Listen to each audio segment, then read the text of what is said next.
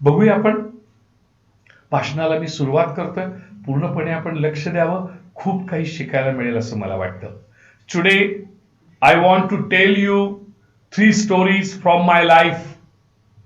आज मी तुम्हाला माझ्या जीवनामधून 3 कथा सांगू इच्छितो. That's it. बस एवढंच. 3च कथा.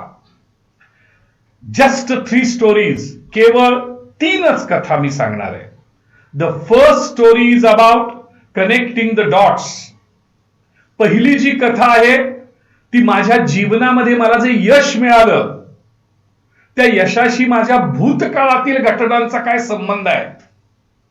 मी जीवनामध्ये जे यश मिळालं या मायक्रो कॉम्प्युटर क्षेत्रामध्ये त्याचा माझ्या भूतकाळातील घटनांशी काय संबंध आहे हे तुम्हाला मी पहिल्या स्टोरीमध्ये सांगणार आहे. आणि मी ती स्टोरी स्टार्ट करतो. I dropped out from read college after the first 6 months. Me Reed college join केलं. ऑब्विसली 11वी 12वी नंतर मॅट्रिक नंतर 12वी नंतर तुम्ही सायन्स कॉलेजला कसं जाता BSc ला वगैरे तसं मी कॉलेजला गेलो. रीड कॉलेजला गेलो आणि 6 महिन्यानंतर मी ते कॉलेज सोडलं. टू ड्रॉप आउट म्हणजे लिव्ह. जसं मी इंजिनिअरिंग कॉलेज सोडलं. म्हणून खूप अवघड आहे. मी खरंच सांगतो खूप अवघड आहे. माझी आई थोडीशी अडाणी, शिकलेली नाही. माझा भाऊ मिलिटरीमध्ये. मला कोण विचारणार नाही म्हणून मी तो निर्णय घेऊ शकलो. कारण वालचंद इंजिनिअरिंग कॉलेजच्या BE मेकॅनिकलला मिळालेला प्रवेश मला आवडत नाही म्हणून सोडायचा हे फारच लक्षात घ्या रिस्की होतं. आणि माझे आई वडील जर असते चांगले सुशिक्षित असते, माझे वडील जिवंत असते, माझा भाऊ तुम्हाला तरी सोडू दिला असतं. नाही, हे पहिलं शाळा आहे, ग्रॅज्युएट हो, मग बघू नंतर. लक्षात येते का बघा. मग तो काय म्हणला की I dropped out of Reed college after first 6 months. पहिल्या 6 महिन्यानंतर मी रीड कॉलेज सोडलं. ड्रॉप आउट म्हणजे leave. But then stayed around as a drop in for another 18 months. पण आणखीन 18 महिने मी तिथं राहिलो त्याच कॉलेजमध्ये. आणखीन 18 महिने मी तिथं राहिलो व्हिजिटर म्हणून. अटेंड केलं. ड्रॉप इन म्हणजे अटेंड. एक व्हिजिटर म्हणून राहिलो. लक्षात घ्या. तिथंच त्याच कॉलेजमध्ये राहिलो. Before I really quit. मी ते कॉलेज पूर्णपणे सोडण्यापूर्वी, क्विट म्हणजे सोडणे, लिव्ह. ते कॉलेज पूर्णपणे सोडण्यापूर्वी मी सायन्स सोडलं. मी BSc सायन्सला वगैरे रीड कॉलेजला ऍडमिशन घेतलं होतं ते मी सोडलं 6 महिन्यानंतर. आणि सोडल्यानंतर पुन्हा 18 महिने मी आणखीन एक कोर्ससाठी तिथं राहिलो त्या कॉलेजमध्ये. आणखीन एक 18 महिने. बरोबर लक्षात घ्या. आणि या ठिकाणी लुकिंग बॅक, मागे वळून पाहता, it was one of the best decisions I have ever made. आतापर्यंत घेतलेल्या निर्णयापैकी तो एक सर्वोत्तम अशा प्रकारचा निर्णय होता. कॉलेज सोडण्याचा घेतलेला निर्णय.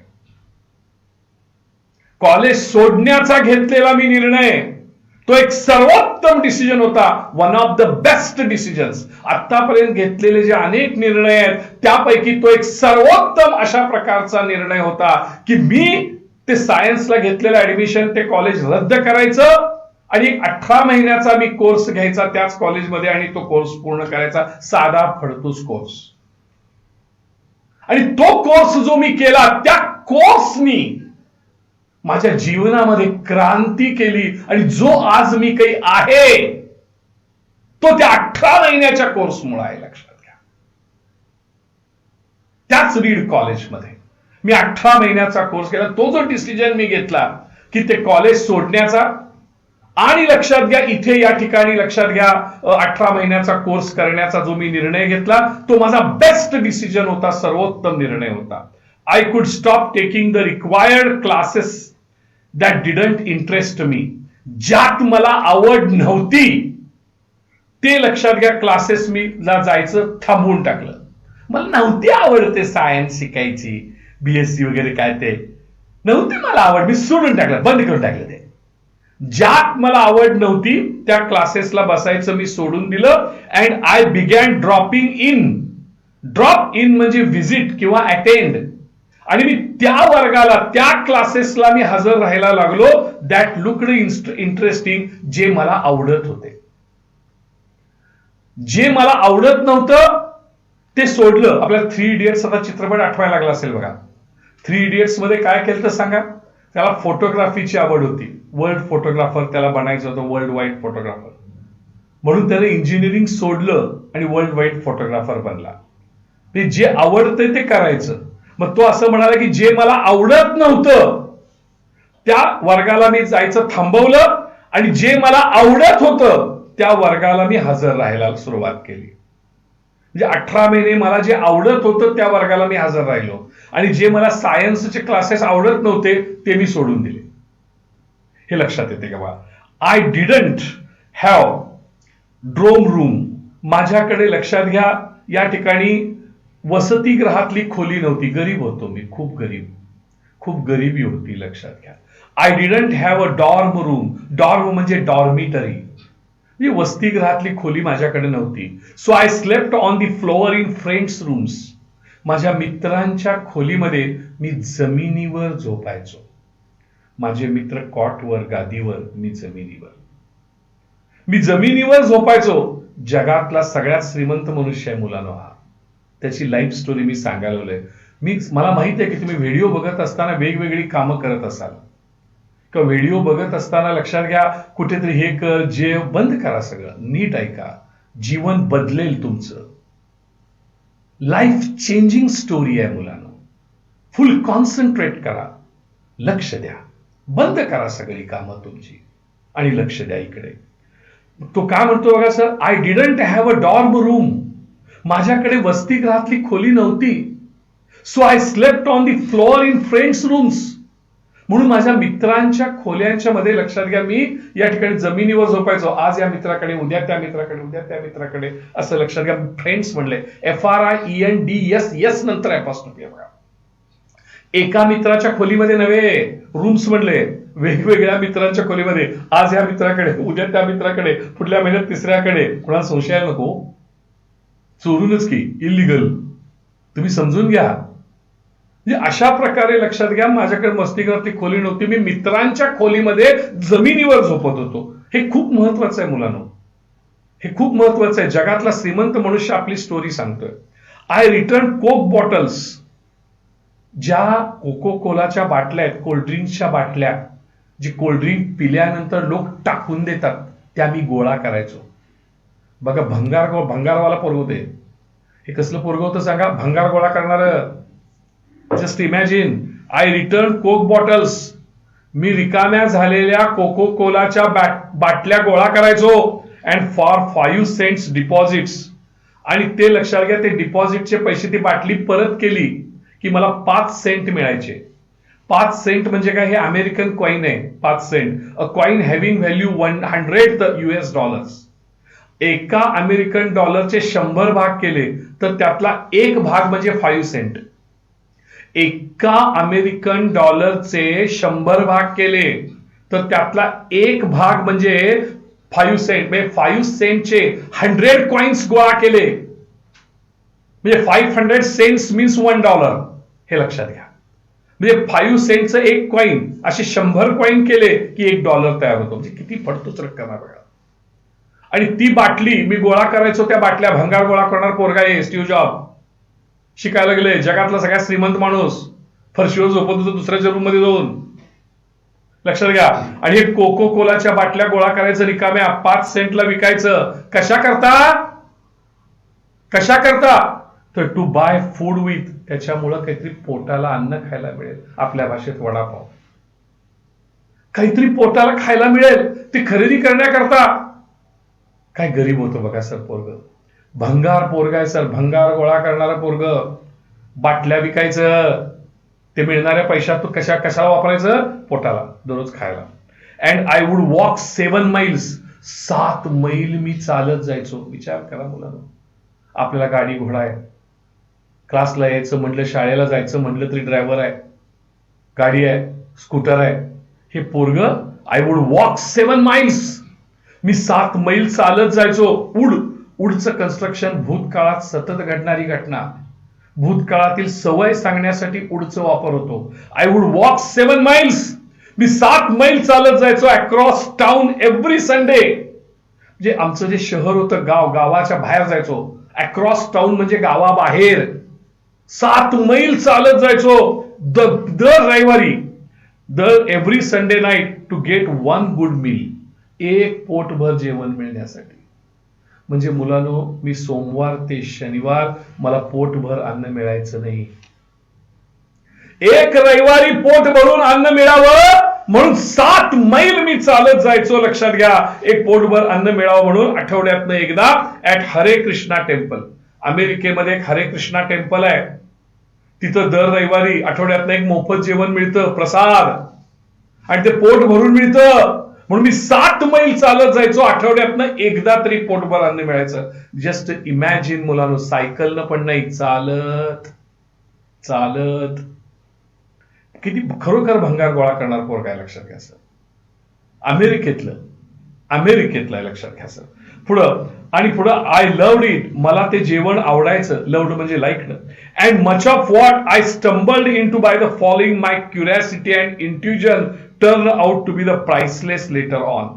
अँड मच ऑफ व्हॉट, आणि ह्यापेक्षा अधिक आहे की आय स्टंबल्ड इन टू म्हणजे काय, स्टार्ट बाय चान्स. आणि योगायोगानं मी सुरुवात केली, मी योगायोगानं त्या क्षेत्रामध्ये पडलो. By following my curiosity and intuition, माझ्या जिज्ञासा आणि माझा अंतर आवाज, इनर व्हॉइस, माझा अंतर आवाज आणि लक्षात घ्या माझी जिज्ञासा याचा पाठपुरावा करत असताना योगायोगाने मी त्या कोर्सला गेलो. And turn out to be priceless later on, आणि नंतर तो कोर्स मला खूप मौल्यवान असल्याचं आढळून आलं. टर्न आउट म्हणजे आढळून येणे, फाइंड. टर्न आउट म्हणजे फाउंड. प्राइसलेस म्हणजे व्हॅल्युएबल. लेटर ऑन म्हणजे आफ्टर दॅट. आणि ज्या कोर्सला मी योगायोगाने गेलो, माझ्या जिज्ञासेपोटी, माझ्या अंतर आवाज ऐकून, की जो बीएससी सायन्सचं कॉलेज सोड आणि एक लक्षात घ्या साधा 18 महिन्याचा कोर्स कर, जो फडतूस लोक समजतात. आणि तो जो कोर्स करण्याचा मी जो निर्णय घेतला, माझ्या अंतर आवाज ऐकून, इनर व्हॉइस, इंट्युजन, माझा अंतर आवाज ऐकून, माझ्या जिज्ञासेपोटी, तो जो कोर्स आहे तो मला नंतर मौल्यवान असल्याचं मला आढळून आलं. जो कोर्स मी योगायोगाने घेतला, स्टंबल इन टू, योगायोगाने. हिअर इज वन एक्झाम्पल, एक उदाहरण सांगतो. Reed college offered perhaps the best calligraphy instruction in the country. आमचं जे रीड कॉलेज आहे, ज्या कॉलेजला मी होतो, जिथला 6 महिन्यानंतरचा मी सायन्सचा कोर्स सोडला, ते कॉलेज आम्हाला एक सर्वोत्तम कॅलिओग्राफीचं शिक्षण देत होतं. त्या देशामधलं म्हणजे अमेरिकेमधलं, कंट्री म्हणजे अमेरिकेमधलं सर्वोत्तम असं लक्षात घ्या कॅलिओग्राफीचं शिक्षण देणारं कॉलेज कुठलं, तर लक्षात घ्या रीड कॉलेज. पण कॅलिओग्राफी म्हणजे काय, तर कॅलिग्राफी म्हणजे ब्युटिफुल हँडरायटिंग, सुंदर हस्ताक्षराचा कोर्स. सुंदर हस्ताक्षराचा कोर्स किती महिन्याचा, 18 महिन्याचा. कोण तिकडे जात बी नाही, फुकट शिकवतो म्हटलं तरी येत नाही असला कोर्स. सुंदर हस्ताक्षराचं कोण जात नाही, काय करायचं असलं घेऊन पडतोस, डिग्री पाहिजे, हे डिग्री बिग्री काही नाही, साधा सर्टिफिकेट कोर्स आहे, पडतोस, त्याला कोण जात नव्हतं. आणि हे कॅलिओग्राफीचं, सुंदर हस्ताक्षर कलेचं इन्स्ट्रक्शन म्हणजे एज्युकेशन, सुंदर हस्ताक्षर कलेचं शिक्षण देणारं हे सर्वोत्तम कॉलेज होतं, लक्षात घ्या.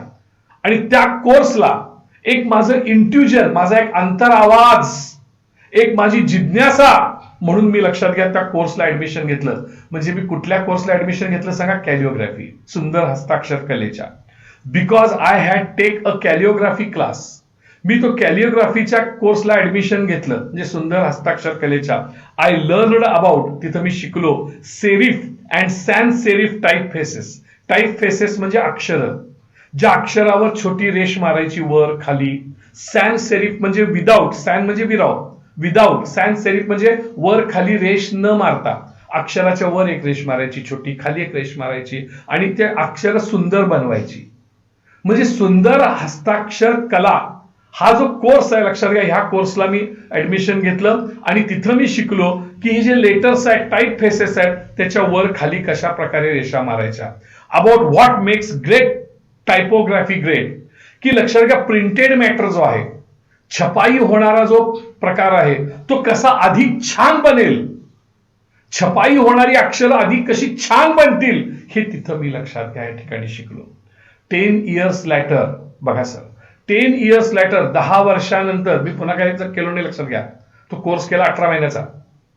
कॉलेज सोडून आणि 10 years later 10 वर्षानंतर when we were designing the first Macintosh computer, ज्याला मॅक म्हणतात, मॅसिंटोश कॉम्प्युटर, जेव्हा आम्ही पहिला मॅसिंटोश कॉम्प्युटर म्हणजे मॅक हा बनवत होतो, त्याचं डिझाईन बनवत होतो, तेव्हा it all came back to me. तेव्हा मला हे सगळं आठवलं. 10 वर्षापूर्वी जे मी कॅलिओग्राफी शिकली, जी सुंदर हस्ताक्षर कला शिकली, हे मला सगळं आठवलं. कम बॅक म्हणजे remember and we designed it all in to the Mac. आणि त्या मॅकिंटोश कॉम्प्युटरमध्ये मी ते सगळं डिझाईन केलं. सगळे जे टाईप आहेत, सगळे जे सुंदर अक्षर आहेत, ती सगळी मी त्या कॉम्प्युटरमध्ये घातली. 10 वर्षापूर्वी शिकलेली. ज्या कोर्सला कोण ऍडमिशन घेत नव्हतं, त्या कोर्स मी 18 महिने करून तिथं मी सुंदर हस्ताक्षराची कला शिकून ती सुंदर अक्षरं मी ह्या कॉम्प्युटरमध्ये, मी तयार केलेल्या कॉम्प्युटरमध्ये 10 वर्षानंतर घातली. And if I had never dropped in of that course in college, आणि जर का त्या कॉलेजमधल्या त्या अभ्यासक्रमाला जर का मी हजर राहिलो नसतो, म्हणजे कुठल्या कॅलिओग्राफी कोर्सला जर मी हजर राहिलो नसतो, ड्रॉप इन म्हणजे अटेंडेड, जर मी त्या कोर्सला हजर राहिलो नसतो, तर the Mac would have never had multiple type faces. तर मॅक कॉम्प्युटरमध्ये इतक्या वेगवेगळी अक्षरं कधीच आली नसती. म्हणजे आज ज्या मॅक कॉम्प्युटरमध्ये, लक्षात घ्या, मॅकमध्ये जी वेगवेगळी मल्टिपल व्हेरियस जे लेटर्स आहेत, अक्षरं आहेत, ती लक्षात घ्या, ती मी 10 वर्षापूर्वी शिकलेल्या कोर्समुळे आहे. And for that matter every proportionally spaced fonts, आणि जे काही सेट ऑफ लेटर्स आहेत, फॉन्ट्स म्हणजे अ सेट ऑफ लेटर्स, अक्षरांचा जो संच आहे, तर तो सगळा लक्षात घ्या या ठिकाणी तिथं मी शिकलो आणि तो मी मॅक कॉम्प्युटरमध्ये या ठिकाणी घातला. Since Windows just copied Mac, Windows काय करते सांगा सर, मॅक कॉम्प्युटरची फक्त कॉपी करते. आणि त्यामुळे विंडोजमध्ये आता ही सगळी अक्षर आली बघा सर. विंडोजमध्ये जे मी 10 वर्षापूर्वी शिकलो होतो ते मी मॅक कॉम्प्युटरमध्ये घातलं आणि ते सगळं आता विंडोमध्ये आले. It's likely no personal computer would have them. आणि लक्षात घ्या, मग कुठल्याही पर्सनल कॉम्प्युटरमध्ये ते कधी आलं नसतं जर विंडोजनी ते मॅकची कॉपी केली नसती. तर जर विंडोजनी मॅकची कॉपी केली नसती तर लक्षात घ्या, नंतर पर्सनल कॉम्प्युटरमध्ये ती अक्षरं कधीच आली नसती. आणि आज जो काही जगामध्ये माझे कॉम्प्युटर जे फेमस झाले ते त्या अक्षरामुळे झाले. जे 10 वर्षापूर्वी तो फडतूस कोर्स मी केला, ज्याला कोण जात नव्हतं, त्याच्यामुळे माझा मॅक कॉम्प्युटर फेमस झाला, जगभर फेमस झाला आणि त्याचा फायदा मला अजून मिळतोय. ऑफकोर्स, अर्थातच, it was impossible to connect the dots looking forward, की पुढं बघून, पुढं मला भविष्यात याचा फायदा होईल म्हणून मी आज शिकतोय, हे शिकतो असं म्हणणं अशक्य आहे. आज मी लक्षात घ्या एखादं इंजिनिअरिंगचा कोर्स करतोय, आज मी एखादं लक्षात घ्या या ठिकाणी अकाउंटन्सी शिकतोय, मला भविष्यात त्याचा खूप उपयोग होईल म्हणून जर मी शिकायलो तर ते शक्य नाही. विद्यार्थ्यांनी काय करायला पाहिजे मुलांनो, लक्ष द्या, विद्यार्थ्यांनी काय करायला पाहिजे, शक्य तेवढे वेगवेगळे छोटे छोटे कोर्स करत राहिलं पाहिजे. शक्य तेवढे वेगवेगळे कोर्स, छोटे छोटे कोर्स करत राहिलं पाहिजे. तुम्ही शिकत राहा, पण शिकता शिकता इतर मुलं चैनी करतात, फिरतात, बोंबलत हिंडतात, बरोबर आहे ना, तसं न करता तुम्ही छोटे छोटे कोर्स करा. त्याचा भविष्यात कुठल्या कोर्सचा कुठं उपयोग होईल माहित नाही. आणि म्हणून तो असं म्हणाला, तो असं म्हणतोय, लक्षात घ्या, of course it was impossible to connect the dots looking forward. मी आत्ता आपण शिकत असताना त्याचा मला भविष्यात फायदा होईल असं ठरवणं अशक्य आहे. To connect the dots looking forward म्हणजे काय, to get success in future using present work. आत्ता जे मी करतोय त्याचा मला भविष्यात उपयोग होईल असं ठरवणं अशक्य असतं. But when I was in college, but it was very clear looking forward 10 years later. पण 10 वर्षानंतर मला कळलं की मी 10 वर्षापूर्वी जे शिकलो त्याचा मला आत्ता खूप उपयोग होतोय. म्हणजे लक्षात घ्या, या ठिकाणी लुकिंग बॅकवर्ड, मागं वळून बघत असताना भूतकाळातील घटनांचा वर्तमान काळातील यशाचा संबंध जोडणं हे मात्र शक्य आहे. म्हणजे वर्तमान काळातील यशाचा, आत्ताच्या यशाचा भूतकाळातील घटनांशी संबंध जोडणं हे सोपं आहे. परंतु मी आत्ता जे करतोय त्याचा मला भविष्यात कुठतरी उपयोग होईल असं जरा संबंध जोडणं फार अवघड आहे. म्हणून तुम्ही वेगवेगळे कोर्सेस केले पाहिजेत. कशाचा भविष्यात कुठं उपयोग होईल काही सांगता येत नाही असं त्याचं म्हणणं आहे, लक्षात घ्या. You can't connect the dots looking forward. तुम्ही आत्ता जे काही करताय त्याचा भविष्यातील यशाशी संबंध जोडू शकत नाही. आत्ता तुम्ही जे काय करताय त्याचा भविष्यातील, आज तुम्ही हे माझं लेक्चर ऐकताय, आज तुम्ही हा माझा व्हिडिओ बघताय, त्याचा भविष्यात ह्या स्टीव्ह जॉबचा लेक्चरचा फायदा तुम्हाला जीवनात पुढे कुठे होणार आहे. मी तो मला जीवनात होईल म्हणून मी ऐकतोय असं नाही. तुम्ही ऐकत राहा, वेगवेगळ्या गोष्टी करत राहा, भविष्यात तुम्हाला त्याचा फायदा नक्की होईल. म्हणजे you can't connect the dots looking forward. आज जे तुम्ही करता आहात त्याचा भविष्यात कुठेतरी माझ्या यशाशी संबंध जोडला जाईल असं म्हणणं थोडं कठीण आहे. But you can only connect them looking backward. पण तुम्ही मागं वळून बघता तुम्हाला तुमच्या यशाचा संबंध भूतकाळातील घटनांशी जोडता येतो. आज मी क्लासेसच्या क्षेत्रामध्ये यशस्वी आहे, ह्याचा संबंध मला कुठं जोडता येतो? मी 10वी मध्ये माझ्या मित्रांना शिकवत होतो, मी 12वीला माझ्या मित्रांना शिकवत होतो, त्याचा भूतकाळातील घटनाशी संबंध जोडता येतो. याचा अर्थ मला शिकवण्याची आवड होती, मला क्लासेस घेण्याची आवड होती. म्हणजे आपण आत्ताच्या यशाचा भूतकाळातील घटनाशी संबंध जोडणं सोपं जातं असं या ठिकाणी त्याला म्हणायचं आहे. So you have to trust that. म्हणून तुम्ही याच्यावर विश्वास ठेवा की the dots will somehow connect in your future. की हे जे काही डॉट्स आहेत, ह्या ज्या काही घटना आहेत त्या तुम्हाला भविष्यामध्ये उपयोगी पडणार आहेत. जे तुम्ही आत्ता जे काही करता आहात, वेगवेगळे छोटे छोटे कोर्सेस करता आहात, त्याचा भविष्यात तुम्हाला उपयोगी पडणार आहे, ह्याच्यावर तुम्ही विश्वास ठेवला पाहिजे. Trust. You have to trust in somethings. तुम्ही ह्या गोष्टीवर विश्वास ठेवावा लागेल. युअर गट, तुमच्या धाडसावर. युअर डेस्टिनी, तुमच्या नशिबावर. युअर लाईफ, तुमच्या जीवनावर. युअर कर्म, तुमच्या कर्मावर. अँड व्हॉट एव्हर, ह्या गोष्टीवर तुम्हाला विश्वास ठेवावा लागेल. तुमच्या नशिबावर, तुमच्या धाडसावर, तुमच्या जीवनावर, तुमच्या कर्मावर तुम्हाला लक्षात घ्या या ठिकाणी विश्वास ठेवावा लागेल. This approach has never late me down. आणि ही जी काही माझी लक्षात घ्या स्वभाव आहे, इथे अप्रोच म्हणजे स्वभाव, हा जो काही माझा अप्रोच आहे, ही जी काही माझी नजर आहे, ह्यानं मला कधीही डिसअपॉइंट केलं नाही. To let me down, to let down म्हणजे निराश करणे. त्यामुळे मी लक्षात घ्या शिकत गेलो, मला जे आवडतंय ते मी शिकत गेलो. And it has made all difference in my life. आणि त्याच्यामुळे मला माझ्या जीवनामध्ये मोठं यश मिळालं. I got great success. Made all difference म्हणजे काय? Got great success. आणि त्याच्यामुळे लक्षात घ्या मला माझ्या जीवनामध्ये यश मिळालं. मुलांना काय शिकायची? पहिली स्टोरी इथं संपली. आणि दुसरी स्टोरी कशी आहे?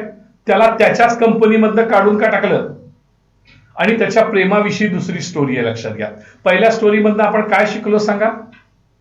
की तुमच्या जीवनामध्ये यश जे मिळतं त्या यशाचा संबंध तुमच्या भूतकाळातील घटनांशी असतो. म्हणून तुम्ही आता जे काही शिकता आहात, जे आता वेगवेगळे कोर्सेस करता आहात, त्याचा भविष्यात तुम्हाला कुठेतरी तुमच्या यशासाठी उपयोग होईल यावर तुम्ही विश्वास ठेवला पाहिजे. आणि वेगवेगळे कोर्सेस तुम्ही केले पाहिजेत. वेगवेगळ्या पद्धतीनं तुम्हाला जे आवडतं त्याचं तुम्ही ज्ञान घेतलं पाहिजे. हे यातून आपण शिकलो. कुठंतरी 10 वर्षापूर्वी ज्या कोर्सला कोण ऍडमिशन घेत नाही त्या कोर्सला ऍडमिशन घेऊन त्यानं जगातला सगळ्यात लोकप्रिय असा मॅक कॉम्प्युटर बनवला आणि जगात तो यशस्वी झाला. लक्षात घ्या. बरोबर आहे का? बघा, जर कोणी असं कोण त्या कोर्सला जातच नव्हतं त्या कॉलेजला, लक्षात घ्या त्या कोर्सला त्याने ऍडमिशन घेऊन एवढं मोठं यश मिळवलं, कारण त्याला ते आवडत होतं. हे लक्षात घ्या. म्हणून तुम्हाला जे आवडतंय लोक म्हणू देत, लक्षात घ्या तुम्हाला हे आवडतंय किंवा नाही आवडत, किंवा हे चांगलं आहे नाही चांगलं आहे, जाऊ दे लोक काय म्हणतील, लोक तरी ओरडत राहणारच आहेत. पण तुम्हाला जे आवडतंय ते करा. हे लक्षात घ्या.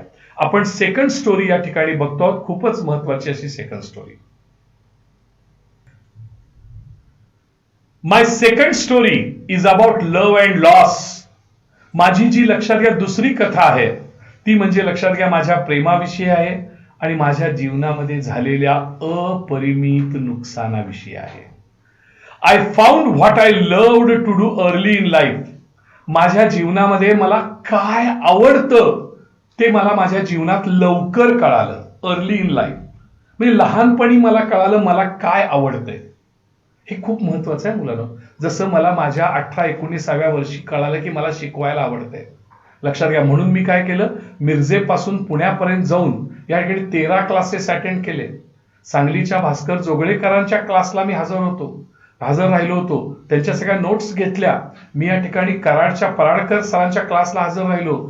पुण्याच्या डाकेज क्लासला हजर राहून त्यांच्या नोट्स घेतल्या, त्यांचं गाईड घेतलं. इंग्लिशचं. त्यानंतर लक्षात घ्या, मी दातार सरांच्याकडनं मॅथमॅटिक्सच्या वह्या घेतल्या, दातार क्लासच्या पुण्याच्या.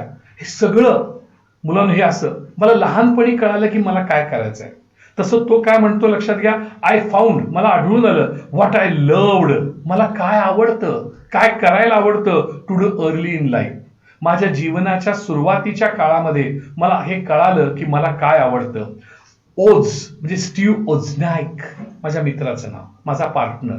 ओझ म्हणजे स्टीव्ह ओझनाईक हा माझा partner. And I started Apple company.